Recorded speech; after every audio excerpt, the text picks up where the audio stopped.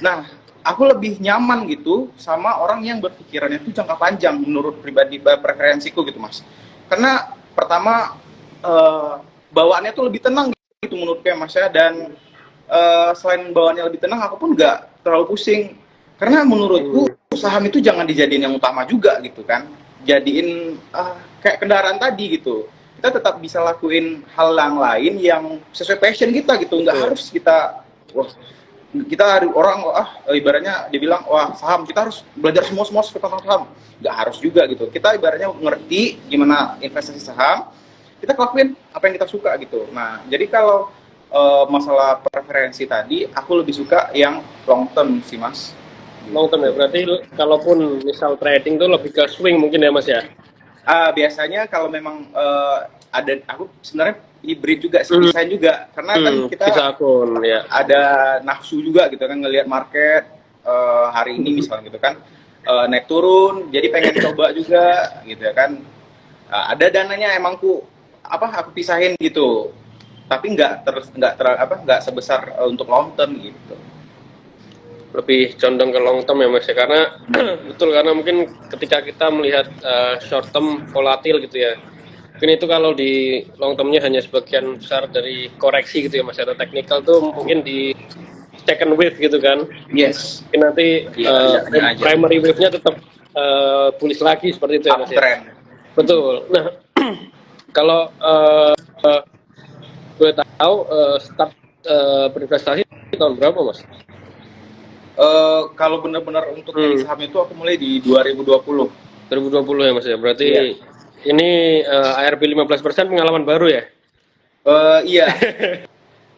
Tapi ya karena udah ketemu kripto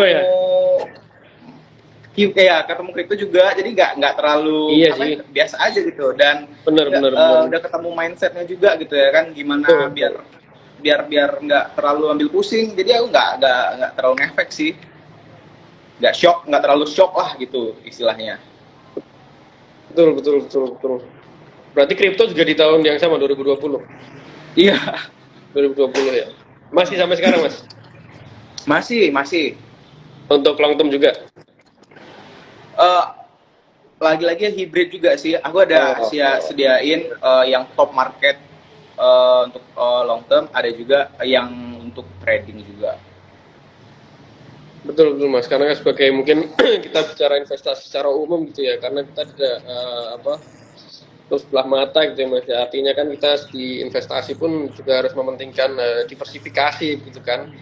Mungkin saham dan kripto, berarti kalau diversifikasinya kayak gitu ya mungkin bisa dibilang walaupun di saham dan kripto Mas Nando hybrid gitu ya, tapi mungkin secara pilihan investasi pilihan instrumen investasinya itu bisa dibilang profilnya tinggi gitu kan, atau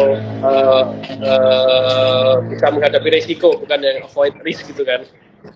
Terus mungkin kalau tips gitu Mas bagi teman-teman semua, kadang kan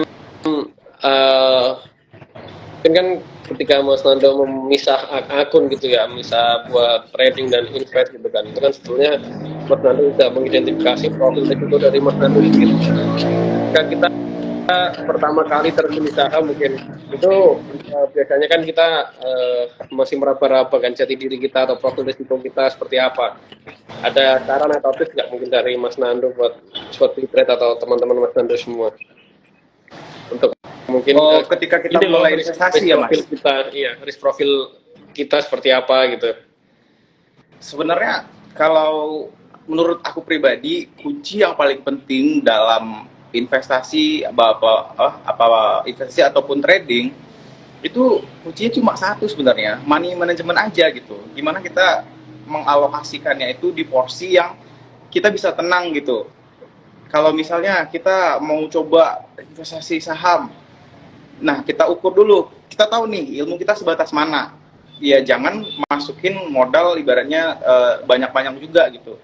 Taruhlah sebanyak yang kita ibaratnya nggak kepikiran gitu, yang kalau kita tidur tuh nggak kebawa mimpi gitu ya kan. Terus kalau seandainya ternyata kita udah coba di saham kurang cocok, ya udah kita belajar dulu ilmunya, tambah dulu ilmunya, kita simpan dulu uangnya di instrumen lain misalnya. Kalau memang emang mau investasi di paper asset, bisa taruh di misalnya pasar uang atau di obligasi gitu ya kan, karena belum nyaman gitu di saham. Nah, ilmunya yang ditambah gitu, jangan ibaratnya apa, jangan skeptis juga gitu, langsung menilai suatu instrumen itu jelek gitu, dan ini segala macam. uh, Serisiko yang timbul itu sebenarnya karena kita kurang ilmu, kurang pengetahuannya gitu. Makanya bisa resikonya itu bisa jadi gede gitu. Kalau kita udah paham instrumennya itu gimana, nanti kita bisa ibaratnya mengalokasikannya itu sesuai dengan risiko gitu ya Mas ya. Iya, kita bisa memanage resikonya itu. Itu sebenarnya kunci investasi. Jadi kita bisa coba semua instrumen tanpa perlu takut gitu. Betul. Kalau menurut aku sih itu aja sih kuncinya. Betul. Karena mungkin ya apa ya, kita tidak memungkiri gitu ya Mas ya, ketika mungkin saya mengamati gitu ya di lapangan lah, tanda kutip lah, banyak mungkin rekan-rekan yang tadi pertama instan gitu kan, sehingga dari instan itu ketika mereka memutuskan untuk berinvestasi di awal, yang mereka lihat hanya rewardnya. Jadi mungkin ketika mereka melakukan suatu aksi trading atau investasi gitu ya, mereka pertama istilahnya lata lah, oh ini menarik, beli gitu kan. Mungkin ketika nyangkut dia baru mikir. Nah ini kan mungkin latar belakangnya adalah ketika dia pengen masuk itu sebenarnya dia pengen cuan gitu kan, pengen cuan dari apa yang dia beli gitu kan. Tapi ternyata di awal ini dia tidak tidak menghitung risiko yang akan dia tanggung ketika dia melakukan action ini, seperti itulah. Betul. Mungkin yang kita perlu ngedukasi gitu ya Mas ya, pentingnya di awal tuh ya memang kita berinvestasi, Belajar analisa gitu. Ya, mungkin itu malah lebih hal pertama dan utama mungkin ya Mas, ketika kita pengen berinvestasi itu harus mungkin pahami risiko gitu kan. Betul. Kalau mungkin nggak bisa pahami risiko ya nabung aja lah gitu. Iya, lebih baik nabung iya kan? aja gitu. Iya kan, karena seni investasi, betul yang Mas Nando katain, adalah seni mengelola risiko gitu ya. Betul. Jika kita entry-nya risk reward rasionya menarik ya kita masuk, kalau enggak ya potensi gitu. Jangan maksa gitu. Iya betul, karena tidak semua waktu itu kita juga harus melakukan entry kan Mas. Selalu ada kesempatan sih kata orang-orang kan Mas. Betul, selama market open tuh kesempatan masih ada Mas. Iya. Ini Mas, kalau dari tadi ya Mas ya, menyambung mungkin yang kita memulai investasi dengan ngumpulin uang terlebih dahulu gitu ya. Mas Nanto mungkin bisa berikan masukan, prefer kita menaikkan jumlah penghasilan atau istilahnya kita melakukan penghematan dari penghasilan tersebut, dari yang penghematan itu kita masukkan ke investasi. Kalau disuruh milih, aku bakal jawab dua-duanya itu penting. Jadi kalau seandainya bisa, memang kondisinya kita bisa meningkatkan penghasilan dan juga bisa melakukan penghematan, udah diminimalkan. Iya, diminimalkan. Itu udah deh, kombinasi yang ibaratnya combo maut lah gitu, duet maut lah gitu. Ibaratnya makin cepat kita buat mencapai apa yang kita tuju. Cuman kan nggak semuanya semudah itu ya kan. Nah, dasarnya dulu, kita belajar menghematnya dulu. Kalau dari buku yang aku baca bilang, siapa yang bisa menahan gitu kan, itulah orang yang bisa kaya gitu. Yang intinya kan siapa yang bisa berhemat, ya dia bakalan bisa sampai ke tujuannya gitu. Karena manusia ini kan pada dasarnya kan impulsif gitu ya. Kadang ibaratnya beli sesuatu tuh karena keinginan gitu ya kan, bukan karena kebutuhan. Nah, kalau disuruh milih itu ya kita belajar dulu buat berhemat. Nanti kalau udah jadi kebiasaan, udah jadi habit, kayak tema kita hari ini gitu ya kan, udah habit berhematnya, baru kita usahakan gitu buat cari penghasilan tambahan. Kita bisa cari side hustle, ibaratnya kalau bisa sih income streamnya tuh lebih dari satu. Kalau dari buku yang kubaca lagi gitu. Betul. Karena mungkin kalau istilahnya multiple revenue stream gitu Mas ya, karena kan ketika kita lebih banyak aliran-aliran pendapatan tuh kita juga istilahnya secara pribadi gitu ya, kita menilai cash flow kita tuh juga risikonya lebih minimum gitu kan, dibanding kita punya satu stream Income yang stream. iya betul betul betul. Terus kalau Mas, ada kita kan mungkin di awal kita melakukan investasi itu pastinya mengalami risiko-risiko ya rugi lah bisa dibilang, karena kan sebetulnya kita bicara untung rugi itu part of the game gitu Mas ya, entah investasi apapun. Betul. Tinggal hasil finalnya ya kita bisa mengatur risikonya lebih minimum dan maksimal rewardnya dimaksimalkan gitu ya. Tapi kan kadang kita banyak gitu ya profil risiko yang udah nih rugi gitu kan. Setelah rugi mungkin dia istilahnya malah denial, tidak mau belajar, exit. Ada nggak mungkin saran-saran dari Mas Nando untuk gimana sih kita cara atau mindset menghadapi kerugian gitu Mas? Ini sebenarnya banyak banget gitu contoh orang-orang yang denial, ibaratnya investasi terus rugi, habis itu nggak belajar dari kesalahan. Sebenarnya kalau memang untuk Mas Ray tadi bilang ya untung dan rugi itu ya seiring gitu, nggak cuma di saham gitu, di hidup pun ketika kita bisnis, ketika kita jual beli barang, pasti akan selalu ada yang namanya untung sama rugi gitu.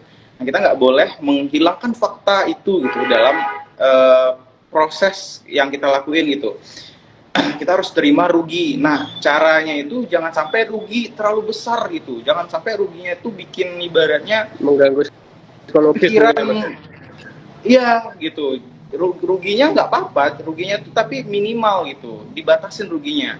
Nah, yang dibiarin dia biarin aja itu ya keuntungannya dibiarin aja, ibaratnya di level yang lebih lah gitu. Jangan sampai ruginya ini yang lebih. Kuncinya di sana sih kalau menurut aku. Terus satu lagi, ya usahakan memulainya tuh kalau memang ilmunya belum ada gitu ya kan, ya jangan, pokoknya kalau aku sih bilangnya 100.000 aja gitu, 100.000 aja dulu. Nah, coba pilih sahamnya, coba analisa sendiri kenapa beli saham ini, apa alasannya, lihat beberapa minggu, misalnya beberapa bulan, sesuai nggak dengan yang dianalisa. Nah, dari uang 100.000 itu kita bisa ngelihat gitu, uangnya ini bakalan lebih dari 100.000 atau 100.000-nya bakalan habis. Nah, kalau bakalan habis, apa aja gitu kesalahan kita yang kemarin, analisanya di mana yang salah, apakah kita nggak sesuai dengan rencana awal kita, apakah kita itu nggak stick pada plan gitu, apa yang tujuan awal kita, atau kita sering impulsif gitu, ngelihat market terus ya kan, ngelihat ticker, wah ini naik, akhirnya ke bawah buat jual, padahal belum waktunya gitu ya kan.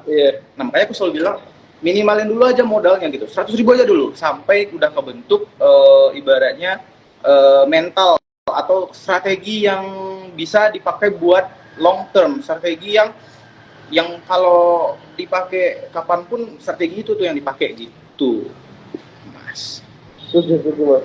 Mungkin ya tadi rugi wajar gitu ya, tapi mungkin kita usahakan ruginya tuh jangan sampai mengganggu psikologis gitu ya Mas ya, karena mungkin ya, betul. Level itu kena, ya mau nggak mau mungkin ya harus rehat dulu gitu kan, rehat, atur ulang strategi, baru mungkin perang lagi gitu evaluasi ya. Betul, karena mungkin berdasarkan pengalaman nih Mas, karena dulu tuh mungkin saya juga mengalami fase-fase itu gitu ya, ketika istilahnya keceglong atau mengalami rugi itu biasanya baru sadar gitu loh. Pertama mungkin lupa, ya tadi nggak konsisten terhadap plan yang udah dibuat gitu kan, padahal plannya tuh A, kadang di tengah-tengah tiba-tiba B terus loss gitu kan. Nah, tapi ya mungkin itu bisa dirangkum sebagai sebuah pengalaman gitu kan, pengalaman yang istilahnya ketika itu terjadi ya kita harus evaluasi lagi, jangan sampai hal ini terulang gitu loh. Misal pun loss, ya minimal kita udah konsisten terhadap plan gitu kan. Nah, itu kan bisa cerita, itu memang udah kita rencanakan kalau misal breakdown ini kita kena stop loss ya, it's okay gitu kan. Betul.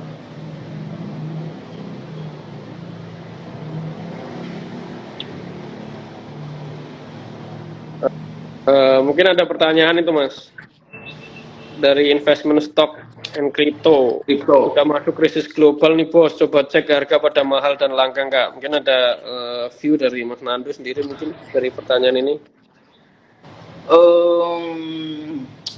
Sebenarnya kalau aku pribadi sih tetap ngikutin kondisi pasar ya. Ibaratnya mau secara makro ataupun mikro. Tapi gini, aku selalu berpikir kalau akan selalu ada info terbaru, noise terbaru yang nggak bisa kita kontrol gitu ya kan. Sorry mas. Yang nggak bisa kita kontrol gitu. Ibaratnya itu tuh di luar kuasa kita gitu ya. Mau harga ini naik, yang bisa kita kontrol itu apa? Yang bisa kita kontrol itu adalah gimana kita menaruh alokasi dana kita, mengelola risiko kita. Karena dulu aku selalu ngikutin gitu, berita ini aku coba ikutin. Oh, memang ada efeknya, cuman efeknya tuh nggak jangka panjang gitu. Terus coba kita tarik garis di pergerakan IHSG dari anggaplah tahun 2000-an lah sampai sekarang. Bisa dikatakan termasuk long term, termasuk uptrend gitu. Harganya terus mengalami penaikan gitu. Tapi di setiap momen-momennya itu pasti ibaratnya ada contohnya krisis tahun 2008, IHSG anjlok. Terus pandemi COVID-19, IHSG anjlok. Selalu ada momen-momen yang perubahan-perubahan makro gitu, dan itu kan bukan kuasa kita kalau menurut gue mas ya, bukan kuasa kita gitu. Nah yang bisa kita kendalikan itu adalah memanfaatkan momen-momennya tersebut gitu. Jadi kalau dibilang sekarang gimana harga segala macam, kalau harga sahamnya belum turun atau ibaratnya contoh misalnya BRI nggak seharga waktu pandemi, ya udah aku bakalan lihat aja gitu di harga berapa dia bakalan turun, atau aku bakalan ukur BRI ini kondisinya gimana sekarang gitu. Kalau seandainya nanti ternyata BRI ada kesempatan dapat diskon lagi, ya udah aku bom di sana gitu. Karena ibaratnya cycle tuh bakalan berulang, walaupun nggak persis tapi bakalan berulang terus. Di momen seperti itulah aku ibaratnya wah habis-habisan gitu. Tapi kalau sekarang jangan habis-habisan gitu. Ya misalnya dicicil aja gitu, mungkin pakai DCA gitu ya kan, setiap bulan dibeli. Intinya sih kalau kenaikan harga pasar segala macam tuh itu aku cuma jadiin informasi buat oh ini outlook-nya gini, bakalan terjadi ke depan untuk beberapa minggu ini bakalan gini. Tapi kalau seandainya pasarnya belum benar-benar bereaksi, ya aku nggak bakalan ngambil tindakan apa-apa sih mas, kalau dari preferensi atau view aku gitu.